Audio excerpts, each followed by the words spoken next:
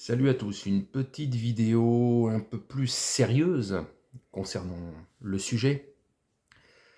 Le mondial arrive à vitesse grand V, hein, tout passionné de foot est hypé par une Coupe du Monde, mais on sait très bien que cet univers qui brasse des centaines de millions d'euros, voire des milliards, ce que brassent soit les Jeux Olympiques, soit une Coupe du Monde, hein, on l'a vu quand les Jeux Olympiques avaient lieu à Pékin, en Chine, ce qu'ils ont fait, notamment en Chine, c'est-à-dire carrément raser un village, une ville avec des milliers d'habitants dedans.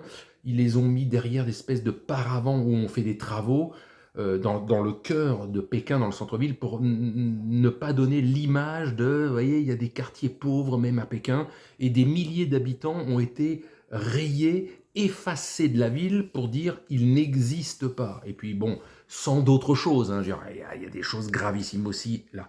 Mais pour parler de la Coupe du Monde. Alors depuis quelque temps, évidemment, on parle de boycott. C'est bien, c'est pas bien. Je veux dire, maintenant, c'est trop tard. C'est trop tard.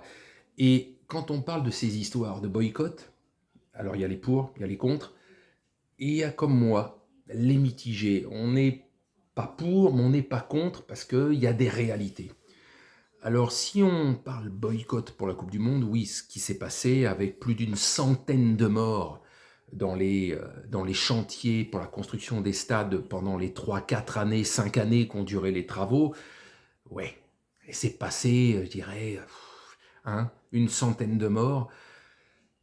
Il se serait passé la même chose dans une Coupe du Monde, je sais pas, moi, en Europe, rien que 5 ou 6 morts, ça aurait fait la une des journaux.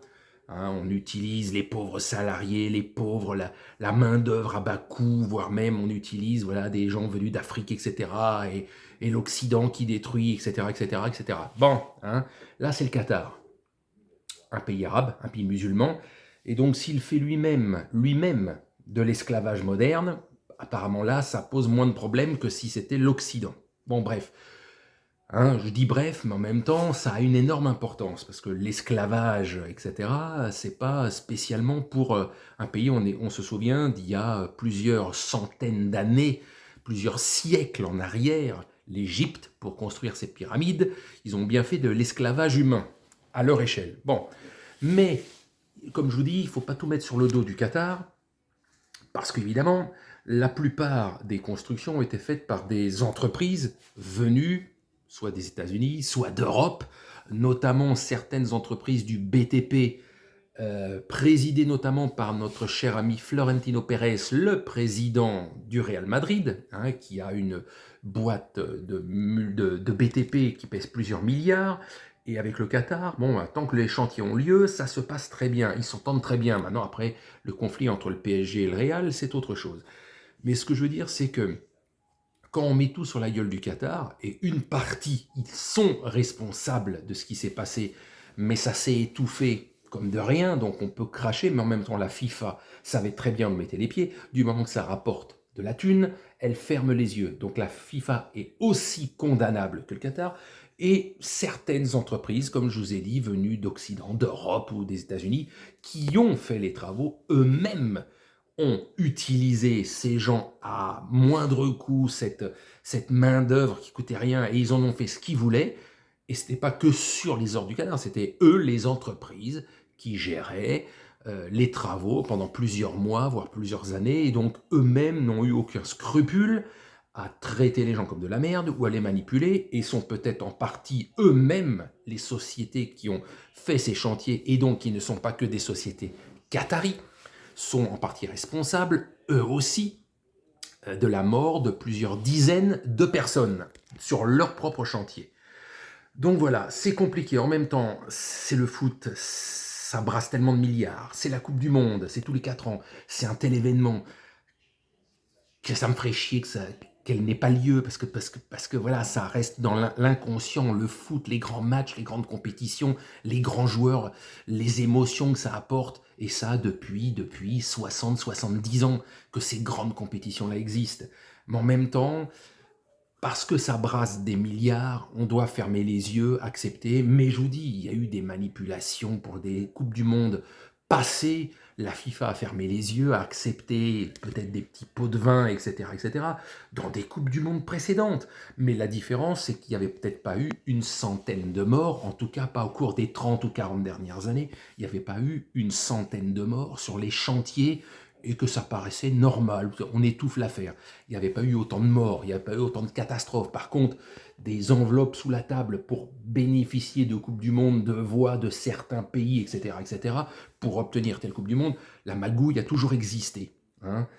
Voilà. Je ne fais pas du Romain Molina parce que j'en ai pas le talent et j'en ai pas la puissance, mais il y a des choses qui sont réelles. Il y a magouille et compagnie partant de la FIFA en descendant. Le Qatar doit balayer devant sa porte parce que il y a des trucs louches et pas jolis. À savoir, on a même vu comment ça se passe avec le PSG parfois, comment ce truc avec cette côté pyramidal mafioso, parfois c'est réglé. Et c'est pour ça qu'ils ont fait le ménage justement cet été, après que Romain Molina ait ouvert la boîte de Pandore. Donc voilà.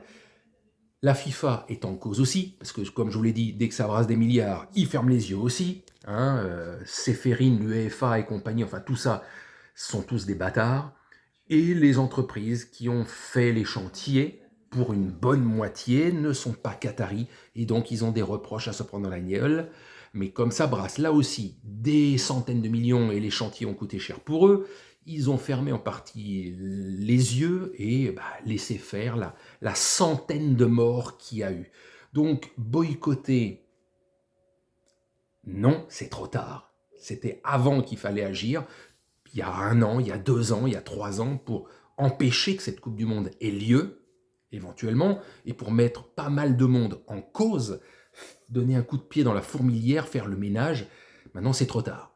Donc moi, en tant que fan de football, j'ai envie de voir cette Coupe du Monde parce qu'à chaque Coupe du Monde, à un moment donné, il y a des matchs ou des joueurs ou des équipes qui vous marquent les esprits, mais il n'y a pas des choses très, très reluisantes qui se sont passées, notamment dans cette préparation de ce mondial. Et venez pas nous cracher à la gueule parce que c'est ci, parce que c'est ça, parce que tout le monde doit prendre ses responsabilités. La FIFA, le Qatar et les entreprises qui ont permis la construction et tous ont fermé les yeux. Donc tout le monde a sa part à prendre dans ce côté sombre, mais qu'on ferme les yeux parce que ça brasse beaucoup d'argent et on a envie de voir du spectacle. Mais dans l'ensemble, ce sont tous des enculés. Voilà, merci.